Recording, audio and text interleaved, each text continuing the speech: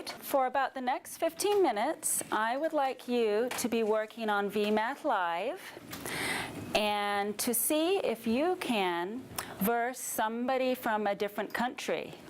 Look for a different flag to see if you can play live against somebody else around the world. Once a week, we get to go to the technology lab, and that's one of my class's favorite times of the year.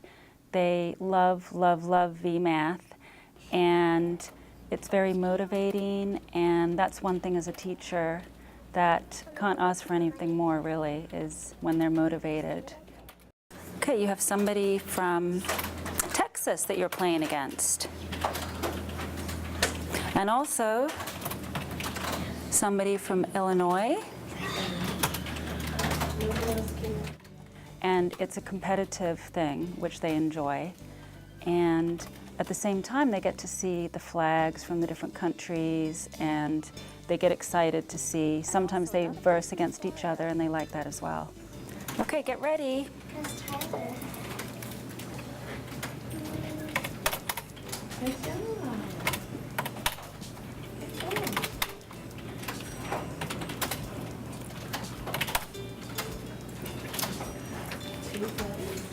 Well done, Brianna. The students are very motivated when they earn something. And in VMath, they earn points for playing against somebody else and beating them. And then they can use the points to go to the virtual store and buy a different color hair or sunglasses or a different background. Okay, Katie is going into the VMath Live store, and she has 285 credits that she's earned by playing VMath. And she's going to look around and see if she wants a new background or some new hair or some sunglasses. And then if she has enough money, she can buy it and use it on her mathlete. And I have seen a big improvement in their math facts, and it's fun for them.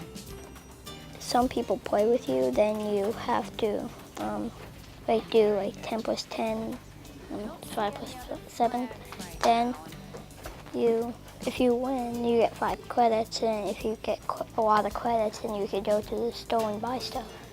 Well, VMath is a fun thing for kids to go on and challenge people in math, and it's really fun because it helps them with math and if they need help. So if they get it wrong, at the end it shows them what they got wrong and shows them the right answer, and it's really fun to play.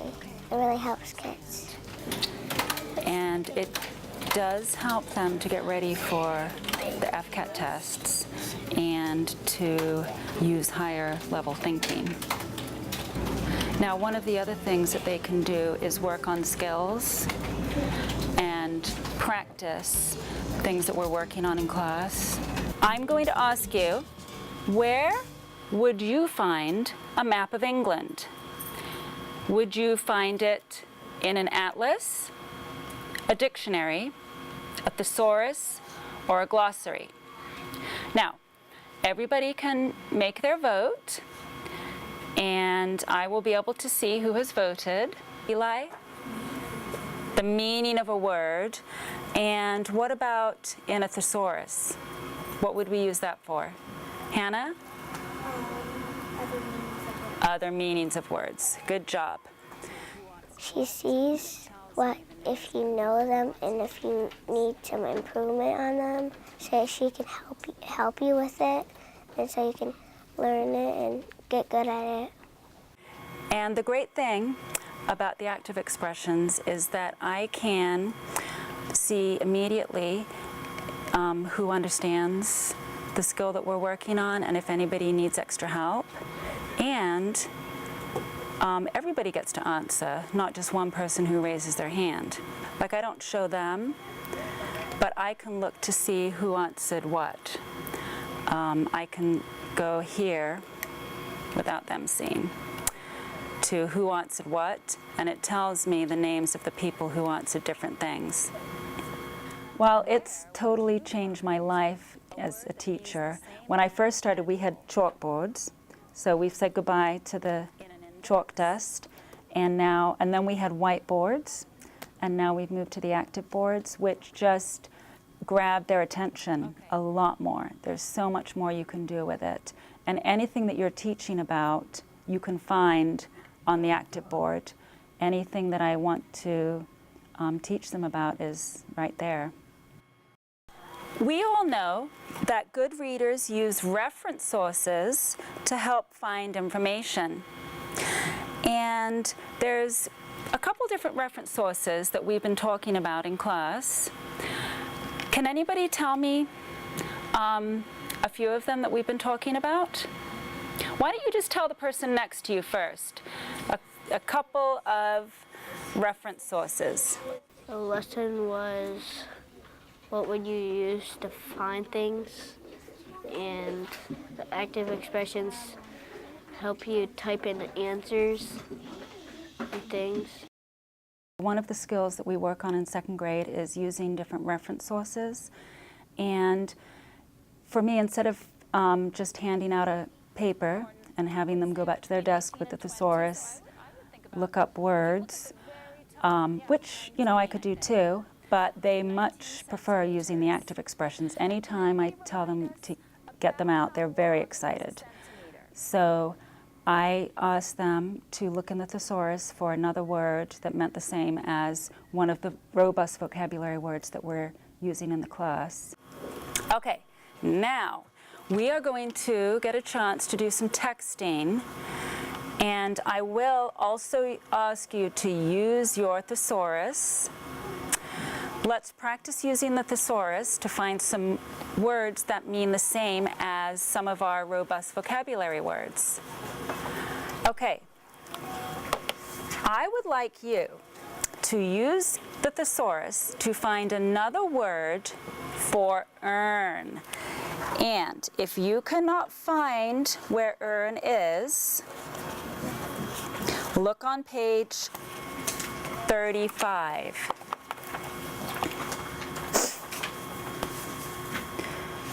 And then I'm going to set it so that you can text me your answer.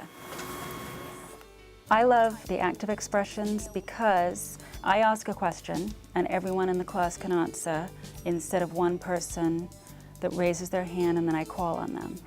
So that makes it so that I can tell if everybody understands, because the answers come up onto my computer screen and I can see immediately if somebody understands. And I can see who has picked what answer, but they can't. They don't feel bad because they've gotten the answer wrong and they don't know who didn't answer it correctly. But then I know to go back and help that person with that skill. They all love to answer questions, and especially in second grade at least, they all want to raise their hand and answer, and this way everybody gets to answer. Well, it's good because you don't have to shout out the answer, and she can see it who knows it. Because if someone doesn't know that, the right answer, she can't know that, because what if she picks someone else and they know? So the active votes let her see who knows them and doesn't get them know them. It helps me with my spelling and my learning about the dictionary and thesaurus and the glossary and that. To find out what a word means. Very good, to find out the meaning of a word. Okay, so a dictionary is one of them, to find out the meaning of a word. Okay, can anybody tell me another reference source that we use?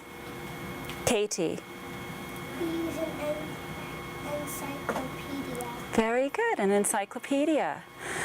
And does anybody know what we use encyclopedias for? Madeline? We use them to look up for something, like what is it? Okay, and to learn facts about a certain thing, don't you? Maybe you want to learn about a certain animal, you look in the encyclopedia. Okay, and we all know nowadays we quite often don't use the encyclopedia. We use the internet for a lot of looking up a lot of information. Well, it's very different from when I went to school, and that's one of the exciting things. I remember when I first started teaching, there were no computers, we didn't even have cell phones, and now the kids, I didn't really have to teach them how to use the active expressions because they've already been texting on their cell phones. And one thing that I really want to do as a teacher is to make learning fun, and through technology, I don't really have to do anything to motivate them. They love it. We look up on page 40, we can see that the two words that mean the same as experiment are try and test. And that's what you texted to me. 12 people said test and 5 said try. Very good. Please text me a word that means the same as earn. Don't text me earn. Text another word for earn. We have 9 people who said deserve. 6 people said gain. That does mean earn. And I think that was meant to say merit. Yeah. Okay, and that does mean earn. Well, in 2nd grade, they don't sit still for very long, so we have to plan lessons that involve moving around a little bit. So quite often I do centers, and I use a lot of volunteers to help me, and they come in and usually work with one group or another group while I'm working with my small group. And then after about 15-20 minutes, we'll switch. So they'll get up and move around rather than sitting still at their desk all day, which is very difficult for 2nd graders. Okay, we've been talking a lot about soil, not only in science, but also we've been reading about George Washington Carver and how he was a scientist and did experiments to find ways to use soil when farmers were having trouble with growing things because the nutrients in the soil were not as good after they used the soil over and over again for the same crop. Now, we're going to do a little experiment on the ActiBoard to find out how soils are different from each other. Science, it was where you did an experiment about soil. And soil is all these different plants and what grow the least and the most, and so. Well, we did a science experiment, and we learned about soil and how it could be used. The book's pretty much boring because you can go up there and press all the buttons, and in the book you can't. It's different than active modes because you don't send it in like secretly. You do it in front of lots of people, so you show people too if they need help too on it, if they don't know like the answer. So it's helping them too. Well, when I first started teaching, that's how we were supposed to do. Ask a question, don't tell anyone the answer, and then they would raise their hand. But actually, research does show that talking to each other and telling somebody else what you think helps to get it into your brain, and it'll stick. So we do that in the classroom. They'll even work on math papers together with a partner and check each other's work. And so it's like having 17 teachers in the class because they will help me. Is when I ask a question, I ask them to talk to their partner and tell them the answer. That's another way that I can make sure everybody gets a chance to talk. And for some students, it can help them to make sure that their answer is correct before they raise their hand. And they can talk about their answers with their friends. Usually, if I ask a question and everybody wants to answer, I can only call on maybe a couple people. But with the Kagan approach of pairing, everybody gets to answer, and they do like that. I do that with almost every question I ask. And it's especially helpful, I've noticed, with ESOL students because they might be scared that their answer isn't right or they're not saying it correctly, and they can talk it over with a buddy first before raising their hand. And same thing, we have the sun and water.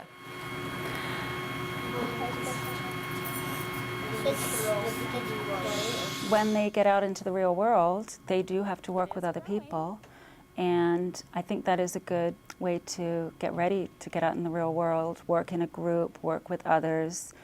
We do a lot of group work too, which that can be hard, especially if you have a couple leaders in the group, but it does teach them to get along with others, and that helping others can be a good thing as well.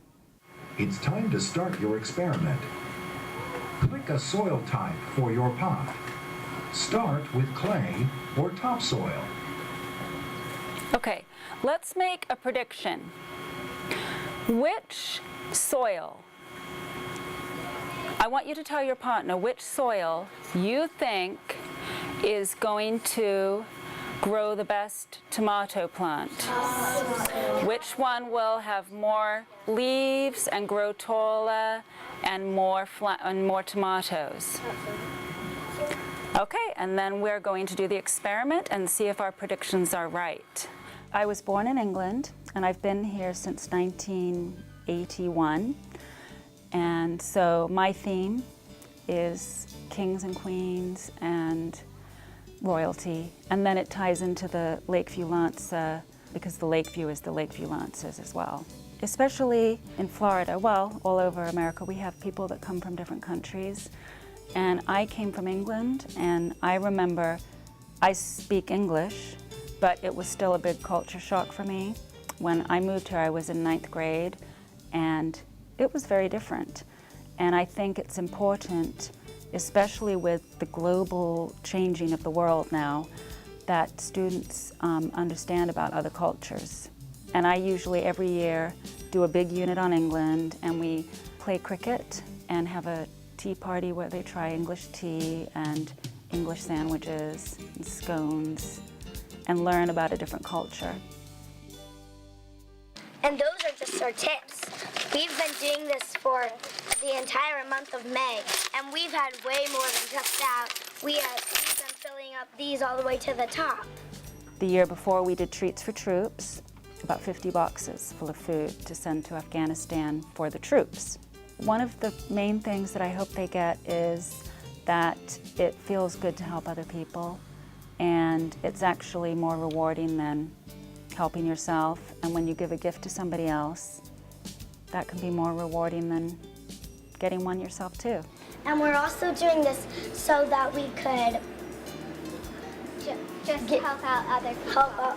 help out the people who have cancer, and we're going to give all the money to scientists, To the Lymphomia and Leukemia Society, and they're going to try to research how to cure cancers. Well, one thing that I like to do that's a big part of my year is a service learning project each year. And last year I did a project with my class it was called Pennies for Peace, and we raised money to send to Afghanistan to build schools, because we had read a story called Listen to the Wind about students in Afghanistan who had to go to school outside and write in the dirt with sticks. And my class was really, motivated by that to do something. And at the end, we had collected $1,700 that we sent to Afghanistan. Part of the thing is a penny in America buys nothing, but a penny in Afghanistan can buy a pencil, and $1 here might buy a candy bar, but it can pay for a teacher for a day in Afghanistan. So that was a really fun project for us. 3, 4. Would you like a pen? A pen? Up to you go. Make sure you wear it. It was a great honor to be picked as Teacher of the Year, because this school really is amazing. In fact, When my daughter started kindergarten, I went around to all the kindergarten roundups, and Lakeview had the best one with the best teachers. So I thought, you know what, this is where I really would like to work so that my daughter can go to school here. And the teachers are amazing, and to be picked as Teacher of the Year was really very special. She is a really nice teacher. She helps us with math, reading, and science, and all this other stuff. Well, we are very lucky at Lakeview to have an amazing principal and PTO. And they do so many fundraisers to help our school and to help other schools. One of my goals as a teacher is to make a lifelong learner. And if they love school when they're in second grade, hopefully as they go through school, they'll keep wanting to learn. And they do. They love the technology.